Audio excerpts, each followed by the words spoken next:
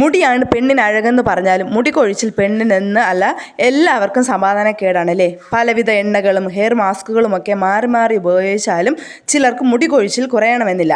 എണ്ണ കാച്ചി യൂട്യൂബിലെ വീഡിയോസ് കണ്ട് ചായപ്പൊടി കുറുക്കിയും നെല്ലിക്കപ്പൊടി തേച്ചുമൊക്കെ സമയം കളയുന്നവർ അറിയാതെ പോകുന്ന കുറച്ച് കാര്യങ്ങളുണ്ട് കേട്ടോ. അവ എന്തൊക്കെയാണെന്ന് നോക്കാം. അതിന് മുമ്പായിട്ട് എൻ്റെ വീഡിയോസ് നിങ്ങൾ ആദ്യമായിട്ടാണ് കാണുന്നതെങ്കിൽ നിങ്ങൾക്ക് വീഡിയോ ഇഷ്ടപ്പെട്ട് കഴിഞ്ഞാൽ ചാനൽ സബ്സ്ക്രൈബ് ചെയ്യാനും ലൈക്ക് ചെയ്യാനും ഷെയർ ചെയ്യാനും കമൻറ്റ് ചെയ്യാനും മറക്കരുതേ. ആദ്യത്തെ നമ്മുടെ ഹോർമോൺ വ്യതിയാനമാണ് കേട്ടോ. മുടി വളർച്ചയെ പ്രോത്സാഹിപ്പിക്കുന്നതിൽ ഹോർമോണുകൾക്ക് വലിയ പങ്കാണുള്ളത്. ഹോർമോണിലുണ്ടാകുന്ന വ്യതിയാനം മുടി കൊഴിയാൻ കാരണമാവുകയെ.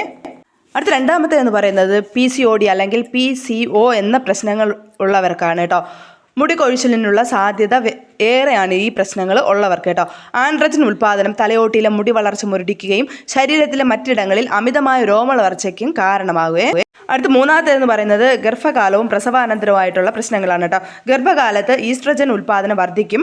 ഇതിൻ്റെ ഫലമായി മുടി കൊഴിയും കേട്ടോ. പ്രസവത്തിന് ശേഷം ഹോർമോൺ നിലവാരം സാധാരണഗതിയിലേക്ക് വരികയും പെട്ടെന്നുള്ള ഈ മാറ്റവും മുടി കൊഴിച്ചിലിനൊരു കാരണമായേക്കാം.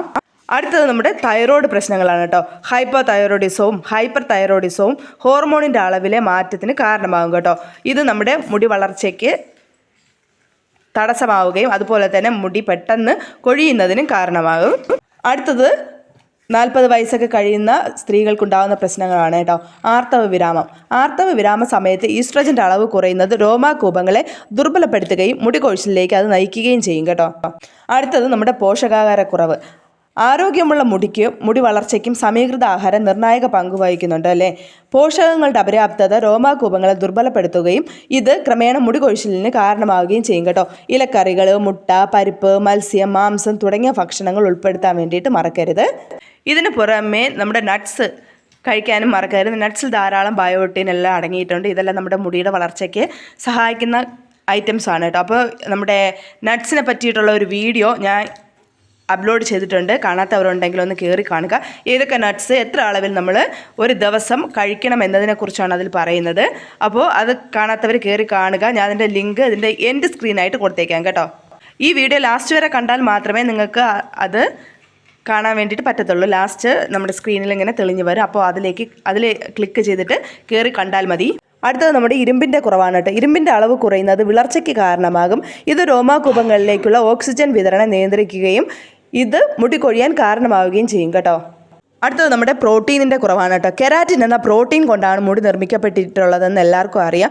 പ്രോട്ടീൻ കുറവ് മുടി വളർച്ചയെ മന്ദഗതിയിലാക്കും കേട്ടോ. അപ്പോൾ ഇത് നിയന്ത്രിക്കാൻ വേണ്ടിയിട്ട് പ്രോട്ടീൻ അടങ്ങിയ ഭക്ഷണങ്ങൾ ധാരാളം കഴിക്കുന്നത് നല്ലതായിരിക്കും.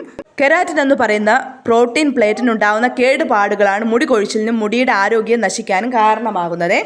ഈ കെരാറ്റിനിൻ്റെ പ്രോട്ടീൻ പ്ലേറ്റുകളെ തമ്മിൽ ഒരുമിച്ച് ചേർത്ത് മുടിയുടെ ഒറ്റ കവറിംഗ് ആയിട്ട് ഇതിനെ നിലനിർത്താൻ സഹായിക്കുന്നത് ഡൈസൾഫൈഡ് ബോണ്ടുകളാണ് കേട്ടോ. ഈ ബോണ്ടിലുണ്ടാകുന്ന കേടുപാടുകളാണ് മുടി കൊഴിയാനും പൊട്ടിപ്പോകാനും കാരണമാകുന്നത്. അപ്പോൾ പ്രോട്ടീൻ അടങ്ങിയ ഭക്ഷണങ്ങൾ ധാരാളം കഴിക്കുക. നമ്മൾ നട്ട്സ് കഴിച്ചാലും ധാരാളം പ്രോട്ടീൻ കിട്ടും കേട്ടോ. അതുപോലെ തന്നെ പച്ചക്കറികളും ധാരാളം കഴിക്കുക.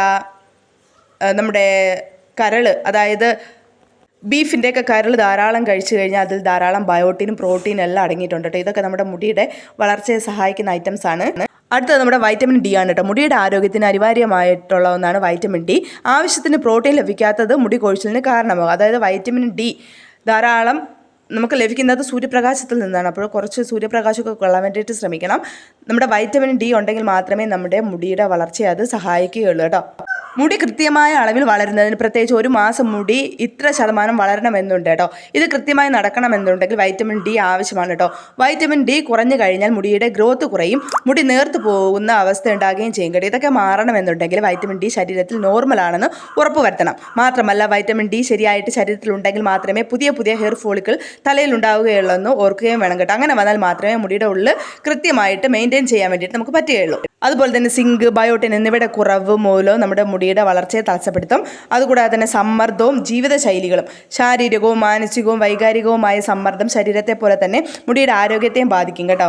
സമ്മർദ്ദം കാരണം കോർട്ടിസോളിൻ്റെ അളവ് വർദ്ധിപ്പിക്കുകയും ഇത് രോമാകൂപങ്ങളെ ബാധിക്കുകയും ചെയ്യും കേട്ടോ. അങ്ങനെ നമ്മുടെ മുടി കൊഴിച്ചിലുണ്ടാവുകയും മുടി വളരാതെ വരികയും ചെയ്യും. ഉറക്കക്കുറവ് നമ്മുടെ മുടിയുടെ ആരോഗ്യത്തെയും ബാധിക്കും കേട്ടോ. അതുപോലെ തന്നെ വ്യായാമത്തിൻ്റെ അഭാവം. വ്യായാമം ചെയ്യാതിരിക്കുമ്പോൾ തലയോട്ടിയിലേക്കുള്ള രക്തയോട്ടം കുറയുന്നു. ഇത് രോമാകൂപങ്ങളുടെ വളർച്ചയെ തടസ്സപ്പെടുത്തുന്നു. അതുപോലെ തന്നെ ഹെയർ സ്റ്റൈലിങ്ങും ചികിത്സകളും മുടിയിൽ കെമിക്കലുകൾ ഉപയോഗിച്ചാൽ മുടി കൊഴിയുമെന്ന് നിസ്സംശയം പറയാം. അമിത ഉപയോഗവും തലമുടിയിൽ അമിതമായി ചൂട് കൊള്ളിക്കുന്നത് മുടിയുടെ സ്വാഭാവിക വളർച്ചയെ തടസ്സപ്പെടുത്തും. അതുപോലെ തന്നെ ഹെയർ സ്റ്റൈലിങ്, ബ്ലോ ഡ്രയർ, സ്ട്രെയിറ്റ്നറുകൾ എന്നിവയുടെ അമിത ഉപയോഗവും മുടി കൊഴിച്ചിലിന് കാരണമാകും കേട്ടോ. അപ്പോൾ നിങ്ങൾക്ക് ഈ ടിപ്പ് ഇഷ്ടപ്പെട്ടെന്ന് വിചാരിക്കുന്നു. നമുക്ക് പുതിയൊരു വീഡിയോ ആയിട്ട് കാണാം.